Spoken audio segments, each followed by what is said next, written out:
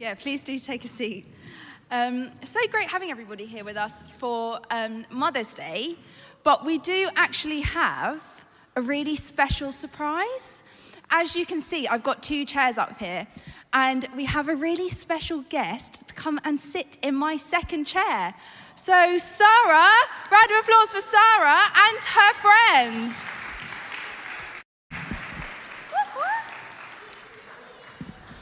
Okay, just so you know, Sara, the screen can't see you yet. Okay, are you gonna bind me up or something? That's terrifying. Okay, if I go missing, you know where I am. That's a live animal, Sara. What is it? This is Barbara. You can actually hear Barbara try and say her name. I'm not gonna lie. She's going, Barbara. Barbara. We've left her sister Margot back in the coop, and this is Barbara. Now, I will say at this stage that when we did collect her to bring her down to church, she was in the nest box trying to lay an egg. And so we've interrupted her. We've given her sort of half an hour or so in the meeting room in a nice, closed-in dark space, but she hasn't laid her egg. So she might lay the egg on your knee. So the fact that she's standing rather than sitting, it actually could happen. Well, that sounds great. So actually, on that note, I'd love to invite all of our children, our young people, to come and sit a little bit closer. So if you're little or you have little people, come a little bit closer, and you can sit on the floor in front of the pews, or you can sit in the slightly closer pews. And actually, while I'm waffling a little bit, you can come and touch the chicken quickly. Now, actually, Barbara will be around a little bit later, so adults, please don't feel left out. You can come and chat to Barbara later. But little ones, if you'd like to sit down and come a bit closer to Tipi, our friend in that Barbara, bag, there's some wet wipes. Can you hold your chicken, please? Could I have the wet wipes now? Could I have the wet wipes, please? Thank you. Okay, but what if she, jumps at me? Oh, my gosh, that is a corker. In that case, don't come closer and touch the chicken. Just a handful would be lovely, thank you very much, sir. This is why I wore my old jeans. Is it an egg, or is it a number 1 and 2? No, thank you. That's fine. That's done. I think this has to go down in service history. This is the reason she was standing up, and I didn't want it to go on the lovely chairs. So, there we go. Let's just pop that out of sight, out of mind. I don't think you want to hold that, Sam, I'm not going to lie. Very good, Barbara. Well done for getting that out. Top tier. Well done, Top Barbara. tier chicken. Very proud of you, Barbs. So, back to the schedule. back to the What schedule. have we I'm planned? going to leave Barbara for a minute. Is she going to launch at me? I just have to ask. Is she going to what? Launch at me. She kind of looks like she's getting ready to jump at me. No, she's one of the biggest breeds in the UK. So Yeah, no, she's not huge. very mobile. She can't. She's almost as big as an eagle, and her wings. Look how big these are. These come out really, really big. No, she's quite heavy, so she doesn't flap and fly too much. Okay, so she's not going to jump at me. No, she's not. So before we get to the chicken in the room, thank you for getting that. It's Mothering Sunday today, and I know that you're a mum, Sara, so how many kids do you have? How many kids do I have? So, Andy and I have 2 children, James and Macy, who are both here today. But actually, as a household, as a family, there's more people that live with us. We've got a couple of lovely people living with us, Alfie and Verity. And they live with us because their family homes are too far away for them to go to work, because they work near here. And so they're part of our family as well. And obviously, as well as the 6 of us, we've also got 2 cats. Yeah. 23 chickens. Coco and Chanel, if you don't know. Coco and Chanel, 23 chickens and 3 colonies of honeybees, which could have up to 60,000, so there's no names for the honeybees. That makes sense. So what I feel like you're getting there a little bit, Sara, is there's a difference between being a mum, the thing that you become when...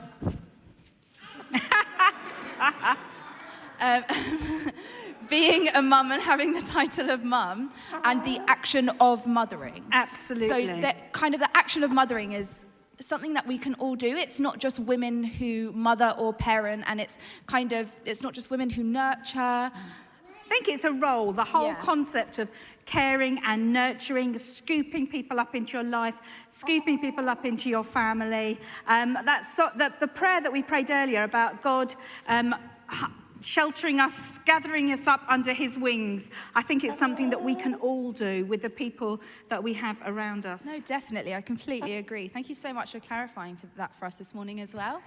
And actually, guys, we do actually have some really exciting news. So as Sarah and Chris were saying earlier, in the lead up to Holy Week, so the lead up to Easter, not the lead up to Holy Week, in Holy Week, Monday, Tuesday and Wednesday, we're going to have chicks here, and there's going to be a chance to come and hold some chicks and cuddle them and love them, because we're the chicks' mums this time round, right? Yes. So back at our house, we have got a machine called an incubator, and we've got 12 eggs in that incubator. So they went in on Monday, and they're slowly, the chicks are growing inside them. They're not cooking. So it's not like oven or microwave? No. They're or like toaster, grill. All right, nothing like that then. They're being kept especially warm and a humid environment. The machine is mimicking exactly what Barbara would do if she was looking after eggs and hatching them into chicks. And the chicks are due to hatch on the Sunday before Easter, on Palm Sunday. Ooh, we hope. That You never be know. So Have cool. you heard that phrase? Never count your chickens. Don't count your chickens until they're hatched. So we don't know what's going to happen. I never even clocked that. That makes so much sense. Right, thank you for teaching me so much your this morning, chickens Sarah. before they're hatched. So we don't know what's going to happen. We've got 12 eggs, and yes, we've got them for Easter. So let's talk about Barbara, chicken in the room, Ovs. Is Barbara a mum? So Barbara has laid eggs that have been fertilised, but she didn't look after them. They were put in an incubator in a farm. So we bought her from a farm, but she has laid fertilised eggs. So somewhere in the world, there are chickens that are biologically related to Barbara. But this particular chicken, Barbara, she's actually very good at scooping other chickens into the flock. So the word flock is used in chickens as another name for family. So with our chickens, we've got 3 families of chickens. We've got 3 flocks of chickens. And Barbara is one of the biggest chickens, and she is very good at welcoming in new chickens. Chickens don't like to live alone. They like to live in families. In fact, if you've had 2 or 3 chickens and a couple of them have died and you're left with just one, that one chicken could get so sad because it's lonely, it could stop eating, it could stop laying eggs, and actually chickens can die of loneliness. That's sad. Really sad. So they like to live in families, and Barbara loves to welcome in new chickens. So in her family, in her coop, there's 9 chickens. And you're very friendly with them all, aren't you, Barbara? Yes. Very friendly with the fellow chickens. Yeah. That's really kind of her. So there are a few things we're going to talk about this morning. And the first thing is adoption. So when you adopt, you kind of welcome someone into your family, and you welcome them in as a family member. And what's amazing is we have different kinds of family. We've got biological family, mum, dad, brother, sister. But we've also got our church family. Now, if you look to your left, or your right, or behind you, or in front of you, you will see all around you people that are part of our church family that God has blessed us with. And he really asks us to go and get more people and adopt more people into this amazing church family. So, we're going to talk about adoption. We're also going to talk about protection. Now, protection is when you keep bad things away from something or someone. So if we were going to protect Barbara, we'd keep the bad, dangerous things away from Barbara and make sure Barbara is safe. So adoption, protection, and provision. So when you provide, you give good things. You give the things that they need. So that might be food and water and shelter and love to what we're looking after. So we're going to talk about adoption, protection, and provision. Now, we've already touched on this bit a little bit, but Sarah, can chickens adopt? So chickens can scoop in other chickens. They can look after other chickens like Barbara does. But when we've hatched chicks before, I talked about the incubator that we've got at home at the moment. We've never had an incubator at home before. When we normally hatch chickens, we collect fertile eggs from a farmer. And fertile eggs are eggs laid by a girl chicken that's got a boyfriend chicken, because you need to have a boy chicken in the mix somewhere. Which I think we can talk more about that with mums and dads later, right? Absolutely. So we don't have any boy chickens. So all of the eggs that are laid by our chickens have not got baby chicks in. But when we want to hatch chickens, what we've done is we have waited until one of our chickens has decided, well, did you know what? I've laid an egg every day for nearly 2 weeks. I'm now going to sit on them and hatch them.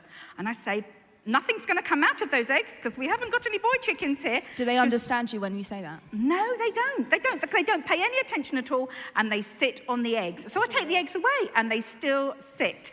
And that's called a broody hen who's decided she wants to hatch chicks. And in fact, what she'll also do, she will pluck the feathers from here, from under her breast, and she'll pluck her own feathers out because she doesn't want any insulation between her body and the eggs, because she wants to make sure that they're nice and warm and they're nice and humid so that they can hatch.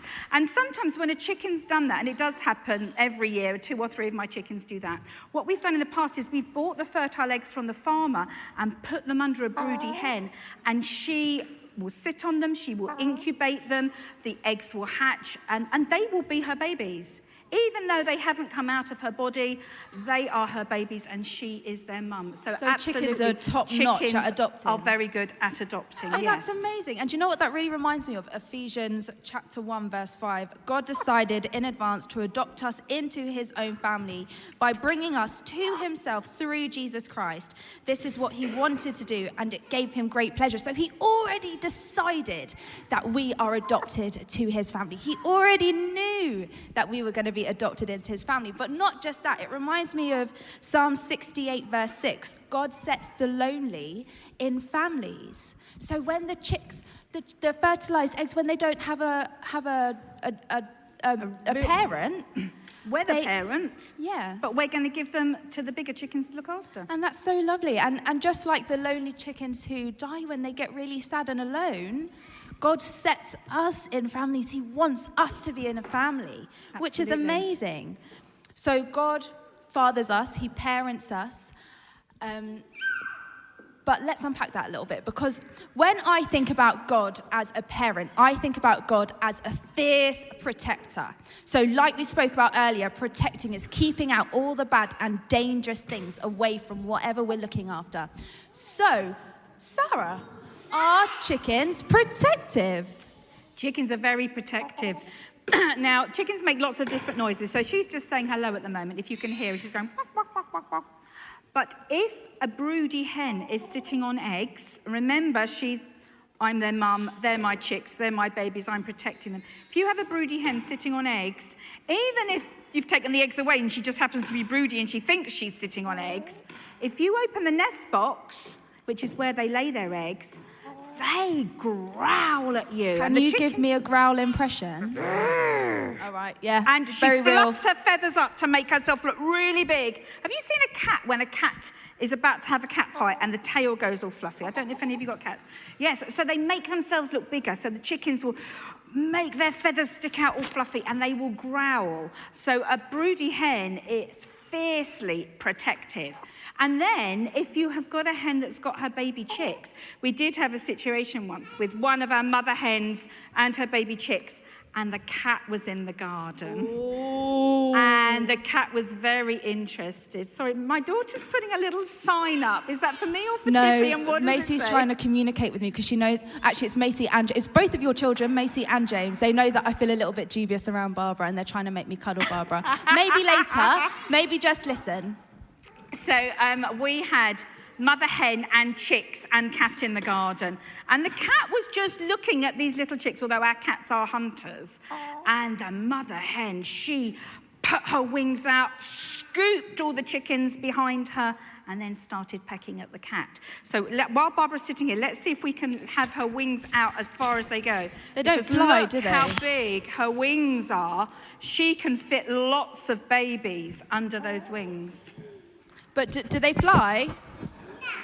Chickens, they don't fly, No, right? they don't fly. No.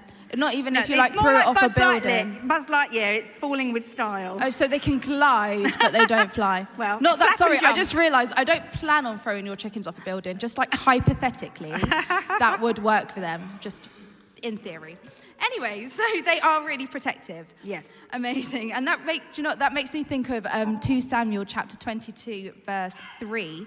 My God is my rock in whom I find protection. He is my shield, the power that saves me, the place of safety. He is my refuge, my savior, and the one who saves me from violence. So God is also a fierce protector. He won't let anything bad happen to us. And actually, at this point, we wanted to ask everybody who is here about a time that maybe you felt protected. Maybe that's by family, by parents, by siblings, by friends, maybe even by God. So is there a time that you can think of when you felt protected? I can tell a story about when my daughter... While people are thinking. Yes, I remember we'd gone to a swimming pool party and my daughter was walking very close to the edge of the pool. Macy. And I said, no, don't, come back. And I was trying to protect her. And she thought, no, I know best. And we tried to scoop her up. But she actually fell in the pool, fully dressed. You should have just pushed her in, because you're not going to do it again, are you? And then somebody else dived in and rescued her. Oh, that's really kind of that person. And also of you for trying to protect her. Yes. A time that I've been protected, I think my mum always used to do this thing when I was growing up. And I didn't realise it for a really long time, but we'd be walking next to a road.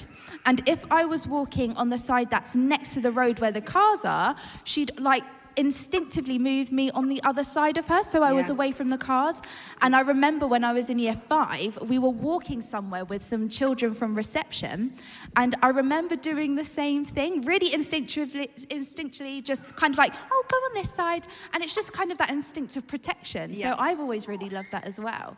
So not only are chickens, like Barbara, really protective, not only is God protective, but we can be protective too, right? Absolutely. And I guess the question that's coming up for us now is, how can we go forward and be protective?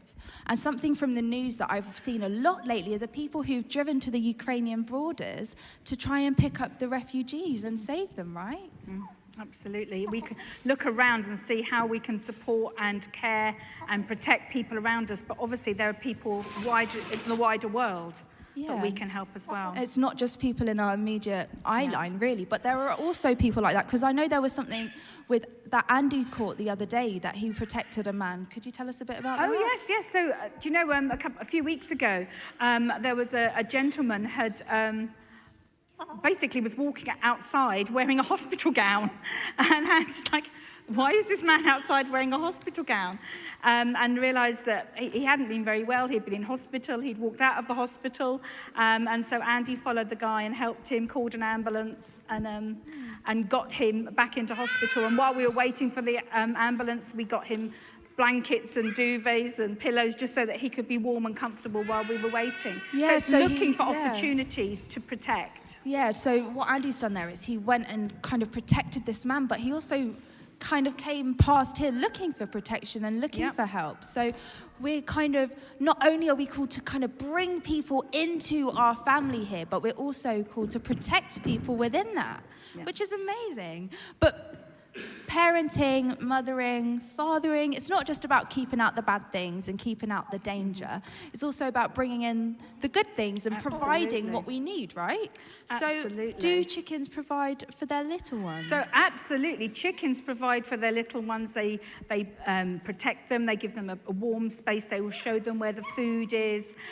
If I'm looking after chickens, I need to make sure that I'm providing everything that they need with regard to a safe space and food and water.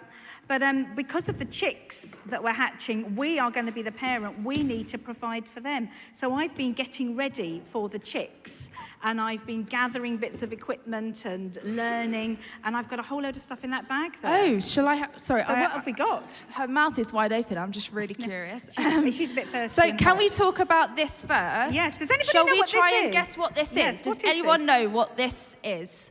other than a pillar? Chicken wire. Well done. Is that what it is? It is chicken wire. What's chicken wire for? Let's see if we can ask some of the people down the front here. Caitlin, What's what do you chicken wire think? for?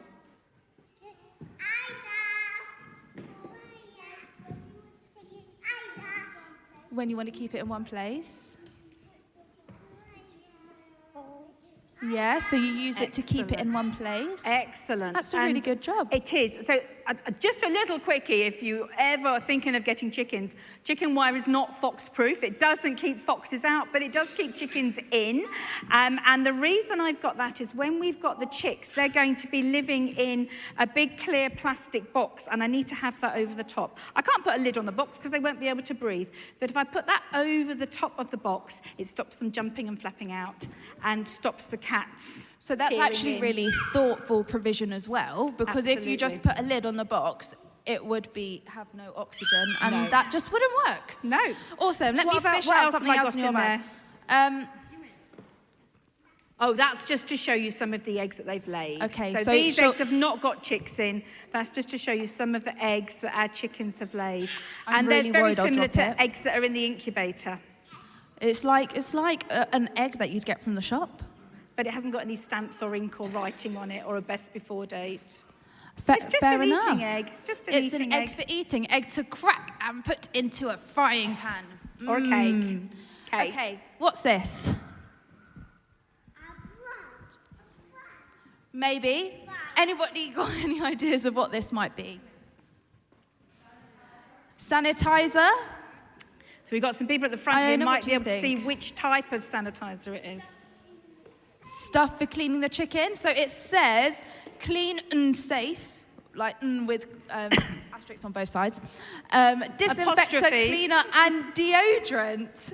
So we need to make sure that everything's clean for the chicks so that they're nice and healthy. Right. So we're cleaning the space that they're going to be in. I cleaned the incubator with that and getting everything ready for them. Awesome. So this is what you clean the incubator with. Yep. Fab. Okay. And what about this? What's that? Ben, what is it? A book about chickens. It says, what the click. What the cluck. Oh. Fair enough. And if you look at where the bookmark is, Tippy, it's bookmarked at a certain page. It's bookmarked at a certain page, and it says, using an incubator, top 10 tips for hatching eggs. There you go. Rather fun. So Awesome. I'm reading all about it. I'm getting prepared, knowing what I need to provide for them. Awesome. So you're preparing and doing what you need to do. What's this? Ah, and I see, I've borrowed that and I've never seen one of those before. Ben, what do you think? Electricity thing, so we can electrocute the chickens. Macy, what do you think it is? A miniature stage. Oh, and we can get them like Madonna mics, and they can perform for us. I don't think that's what it is, but I think that's a top idea.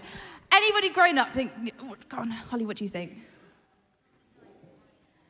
Something to monitor the chickens? No. I'm scared to ask you, Macy, but go on. Wrestling ring. There's no rope. That's a terrible idea. Caitlin, what do you think? Is it the incubator? Incubator. Good guess, but it's not the incubator. No. It does do something that the incubator does. So I'll give you a clue. It says www.comfortchicks.com on it. Sorry, it took me a really long time to Let understand me that. tell you what that is actually called. And I didn't know that they actually existed until somebody said, I've got one, do you want to borrow it? That is actually called an electric hen. Oh my goodness, it is actually electric. Well done. Well, it is electric. It's got a plug on it, Tippy. Oh my goodness, yeah. So it's an electric hen. And it's a heater. And the little legs, you can move the heater up and down. So if the chickens are cold, you can put the heater lower so that they can sit under it. Just like a baby chick would sit under Barbara, the chicks sit underneath that to stay warm once they've been hatched. And if they're getting a bit cold, the heat goes down. If they're getting a bit hot, the heater goes up. But it's called an electric hen. So it's a radiator. Yes. A smart radiator connected to radiator. Alexa. Fab. Yes. What's this? Oh, that's a treat for Barbara afterwards because she's been so good. It's some corn for her. You can give her some now if you want to, Tippy. Do you know, I'm You all right. want to I feed don't want to her? fill her up, Sarah. I don't, because if I fill her up now, then she won't eat her dinner. That's just good parenting. What's this, everybody? I do not know what that is. What do you think, Holly? Oh, we've got some ideas in the middle there. For we? No, we've got an idea in the middle there, Tippy. Jack? Chick feeder. It's not a feeder, but it's very similar to a feeder. What do you need to give chickens as well as food? Water. It's a drinker, but it's a special one for chicks. Barbara can put her head in a big bowl of water to drink her water. But if a chick goes near a big bowl of water, it could drown. And we actually have had that before. We've had a baby chick has drowned in the drinker. So this is a chick drinker that the water is just in that little bit round the edge, so the chicks can just peck out the water. So chicks need different things to chickens because they're so much smaller and vulnerable. Right. There's 2 more paper bags in here. Are they more treats for Barbara? No, they're for you to have a look at and see if the children can tell the difference between the 2 bags. I'm terrified of what's going to be inside. What could possibly be in there that's terrifying? I was really worried there'd be like mealworms or something. No, they're not mealworms. Well, I know that Andy's now. in charge of the mealworms. All right, thank you, Andy, for not bringing any in. Okay, so I've got 2 bags here. Would you guys like to come and Have a look and see the difference between these 2 bags. Come on. Up you go. You look too comfortable. And guess who they're for? Is one of them for you? No. All right. Could be good seasoning or like garnish. So what do you think is in the bags? What is it? What do you think, Holly? Food.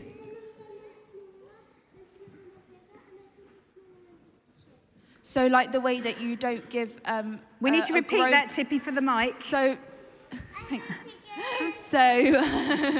so some of them, so they're food, and some of the bits are smaller for chicks, and some of them are bigger for big animals, like hens. Awesome. Absolutely. I think that's a really good point. And it's the same way we don't give little children something that they can choke on, isn't it? Is it? Absolutely, yes. So the big grains of pellets are for the big chickens, but the little chicks are just so small.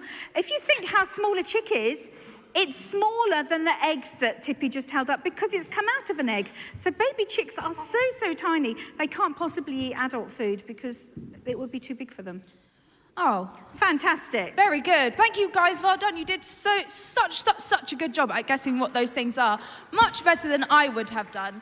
I personally am very excited to take funny pictures of the chicks in the wrestling ring / performance stage, but that's something we can do later. So what that really reminds me of is the fact that God actually provides for us. Absolutely. So a lot of these things are for us to help chicks grow up. Yes. But also, it kind of happens in nature. So some of it is simulating what a chicken can do for its chick. Yes. But there's this one passage that I wanted to say about that. So it says in Matthew 6:26, look at the birds of the air. They do not sow, they do not reap, they do not store away in barns, and yet your heavenly Father feeds them. Are you not much more valuable than they? So God kind of does all of these bits in nature without any human involvement. We don't need to get involved. It's got nothing to do with us. But actually, God provides for us too. So at this point, I wanted to ask can you think about a time that someone has provided for you? Maybe that's your family or your friends or God even in your life. Can you think of a time that that's happened? To anybody here, also to Sara. Did anyone have breakfast provided for them today? That's a good point. One person had breakfast provided for them. What did you have for breakfast? Was it eggs? We won't tell. Where did your breakfast come from, Martha? A chicken. Who made it? Daddy. Oh, did Daddy make you breakfast? That's really kind of him. And he provided that breakfast for you, didn't he? He gave you something to eat that you needed. That's a top one. What about you, Caitlin? You had pancakes. Dad made pancakes. Oh, I'm so jealous. Ben? Dad made pancakes because Caitlin's my sister. Dad made pancakes because Caitlin's your sister. Fair enough. Rewards for all sorts of things. Yeah. So God actually, we provide for people all the time, and we want to provide for people more because that's what God's asked us to do. But how can we learn from that then? So how can we provide like chickens, like you are for your chickens, and like God does for us? What do you think, Sarah? So I think we can care and nurture and provide for others by being hospitable. We've been talking about being hospitable, haven't we, in recent weeks? I think by just being thoughtful and seeing, is there something that somebody needs that I can provide them with? You know, the Bible is very clear. If you've got two things and somebody needs one, give one away. We can very easily provide for others. And obviously you mentioned earlier about the situation in Ukraine. We were able to make a collection to send money out there. There's ways that we can help provide for others locally and further away. Yeah, and also like what happened with Andy and that man that he met outside, you guys provided a blanket and you provided warmth and safety, which is amazing. So today we have spoken about parenting and sort of mothering and fathering and parenting, and there are three things that we've spoken about. We've spoken about adoption, so inviting people to come and join our family. We've spoken about protection, about how we can protect our family, and we've spoken about provision, how we can give them what they need, what they're looking for. So what God is calling us to do is exactly what he's done for us, and exactly what Barbara would do for her chicks, and exactly what Sarah is doing for her chickens and for her children and for the people living in her house, is to go and look after people in a similar way. So that's not just mums, is it? That's what we spoke about earlier. It's not just mums, it's not just adults, it's not just parents, it's everybody, and even you guys, the littler people. You guys can go forward and look after people in the same way. Sarah, it's been so helpful kind of unpacking this with you today and kind of figuring out how we can go forward and mother and parent other people well. But before we go into our response, Sarah, I wanted to ask you, who has mothered you in your life? Who has mothered me? Well, I'm really fortunate that both of my parents are still alive, and my mum has been absolutely wonderful, as has my dad. And actually Andy's parents, who were hoping to be here today, but they're isolating. So hello to Mum and to Pat and Brian and Dad, who are watching online. Andy's parents have parented me as well for over half my life. But I've also had other people, be that people slightly older than me, people in church. I've had friends who have just scooped me up and helped me to join their families. And so, yeah, it's been great. I've had lots of people input into me, and I like to take the opportunity to share some of that and input into others. Oh, that's so lovely. And I love that you said scoop them up, like kind of hold them under your wing. Absolutely. That's awesome. So, Sarah, thank you so much. And Barbara, thank you so much. A round of applause for Sarah and Barbara, please. There we go. Well done, girl. She's been very good. Very well done, Barbara. You've been top notch. So little ones, parents and children that are a bit closer, you can go back if you want to kind of sit back in your seats. Or if you don't, that's fine. But just if you'd like to, you can go and sit back in your seats. Okay, let's take you. Okay. I think Barbara's getting a bit restless. Yeah, she hasn't laid her head yet. Woo! So actually, when you came in today, hopefully you'll have been given one of these and a pen or a pencil. And what we'd love to ask you guys to do is to fill it out. So we've got two questions on this piece of paper. The first one is, how have I been mothered? Who has mothered me? And this is an opportunity to recognize all of the people who mother us regularly, who look after us, who do all of the things that we've been talking about today. And you can kind of acknowledge that that is God blessing you through those people. And then the second question is, who can I adopt, protect, and provide for? And this is an opportunity to make a commitment today, to kind of recognize that we can go forward and parent people in the same way chickens do, in the same way God does, in the same way our families do. So in a moment, we're going to join together and worship and sing together.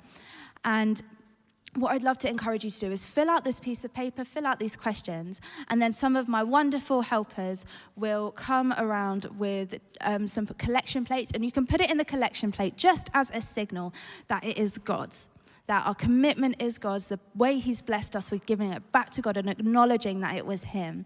So fill out your piece of paper, and around halfway through the response song, our young people will come around with a collection plate. And if you don't have one, give one of our young chaps a wave, and he will come around with a piece of paper and a pen. So let's stand together and sing as we respond to this today.